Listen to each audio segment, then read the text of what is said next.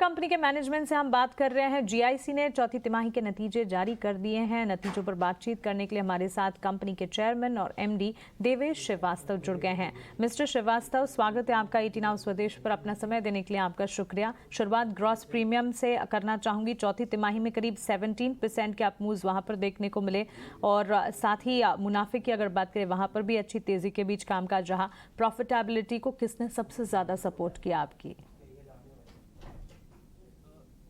GIC के लिए जरूरी था कि हम वही धंधा करें, वही बिजनेस लिखें जो हमारे लिए प्रॉफिटेबल है।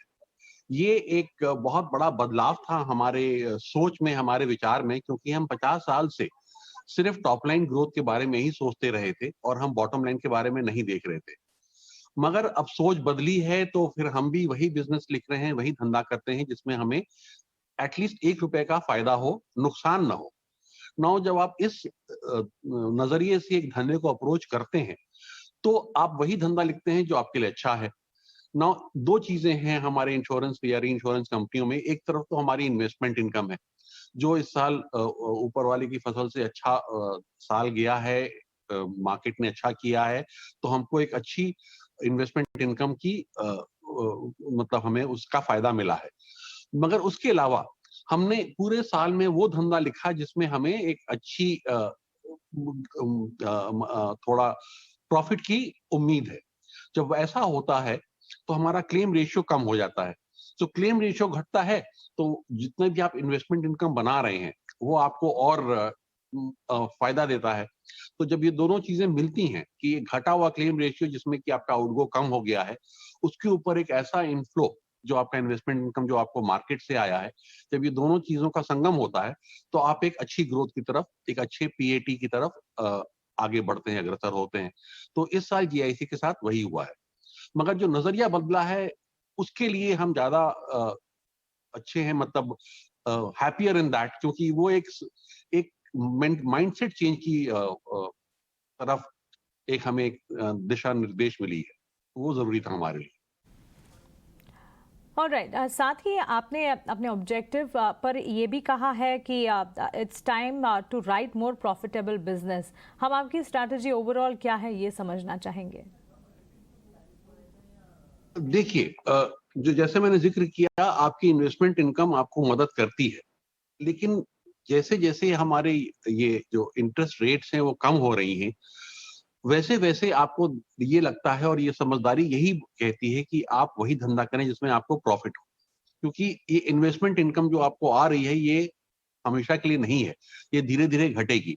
और अगर आपका क्लेम रेशियो नहीं घटा या बढ़ता चला गया तो फिर इन्वेस्टमेंट इनकम आपको बेल आउट नहीं कर पाएगी। तो आप जो अभी शान से कहते हैं कि हम हमेशा प्रॉफिट देते हैं, ये कंपनी हमेशा प्रॉफिट देती आई है और कभी नुकसान नहीं किया है, ये आप फिर नहीं बोल पाएंगे। तो इसलिए जरूरी हो गया था कि जो धंधे में आप हैं, जो धंधा है री इंश्योरेंस का, पुनर्बीमा का, उसमें आप प्रॉफिट बनाइए। और यही हमारे जो शेयर होल्डर्स थे उनकी भी यही मांग थी कि जिस धंधे में आप हैं आप उसमें प्रॉफिट बनाइए। इन्वेस्टमेंट तो ठीक है, वो आपका एक है आम, वो आपको मदद करता है, अच्छी बात है, लेकिन आप धंधे में प्रॉफिट बनाइए। और उसी लिहाज से हम आगे बढ़े।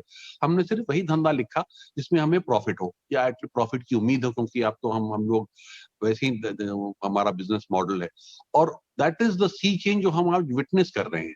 और ये मेरे मुताबिक सबसे बड़ी कहते ना अकम्पलिशमेंट है जीआईसी की, कि हमने इतनी जल्दी अपने पूरे पोर्टफोलियो को चर्न किया, टर्न किया, और अब हम एक प्रॉफिटेबल रास्ते की ओर अग्रसर है। बिल्कुल। इस साल के लिए आपके क्लेम रेशियोज क्या है वो हम समझना चाहेंगे। कुछ बैकग्राउंड अगर आप दे पाएं और कहां तक जाकर ये स्टेबलाइज होते हुए दिखेंगे। आप अगर हमारा एक ट्रेंड देखें तो पिछले 2-3 साल में एक ट्रेंड हमारी क्लेम रेशियो का स्टेडली नीचे आता चला गया है। और वही एक उम्मीद भी है कि हम क्लेम रेशियो को धीरे धीरे घटा के ऐसी स्थिति पे लाएं जहां हमारा कंबाइंड रेशियो, क्योंकि जो हमारा मेन एक रीइंश्योरेंस का जो मापदंड होता है कि उसकी परफॉर्मेंस कैसी रही है, वो कंबाइंड रेशियो से होता है। दुनिया भर के रीइंश्योरर अगर आप देखेंगे तो वो कंबाइंड रेशियो पे ऑपरेट करते हैं। इन्वेस्टमेंट इनकम तो वो सब साइड पे रखते हैं, जो अभी हम नहीं रख रहे हैं। तो कंबाइंड रेशियो 100 के नीचे होना चाहिए। और कंबाइंड रेशियो होता क्या है, आपका जो इनकम है और आपका जो आउटगो है वो 100 के कम हो। तभी तो आपने 1 रुपए का फायदा किया है या 1 रुपए प्रॉफिट बनाया है। तो अगर हमारा कंबाइंड रेशियो 95 और 100 के बीच में है, तो आपकी एक अच्छी 3-4% की कमाई है, जो कि बहुत एक अच्छा मापदंड मिलता है और ये लॉन्ग टर्म एक इसी बैंड में चलता है, तो आपको एक स्टेबिलिटी भी मिलती है कि हाँ, ये एक रेंज है जो इस तरह से काम कर रही है। आज की तारीख में हमारी कंबाइंड रेशियो अगर आप सालाना लें, 100 से थोड़ा ऊपर है। क्वार्टर में तो बहुत ही अच्छा किया हमने, लेकिन जो हमें ट्रेंड दिख रहा है, उससे हमें बड़ी एक वो कहते हैं ढाढ़स है और एक वो मिली है इंसेंट वो है कि हमें आगे बढ़ना है और इसी तरह से काम करना है। क्योंकि देखिए क्लेम रेशियो 0 कभी नहीं होगा। अगर क्लेम ही 0 हो गए तो फिर तो इंश्योरेंस या री-इंश्योरेंस का फायदा ही नहीं है, कोई री-इंश्योरेंस कराएगा ही नहीं। बट ये है कि आपको क्लेम रेशियो को कंट्रोल में रखना है और वही हम कर रहे हैं। बिल्कुल मिस्टर श्रीवास्तव, आपका बहुत शुक्रिया हमारे साथ जुड़ने के लिए, सवालों के जवाब देने के लिए। आने वाले क्वार्टर्स के लिए आपको ढेरों शुभकामनाएं।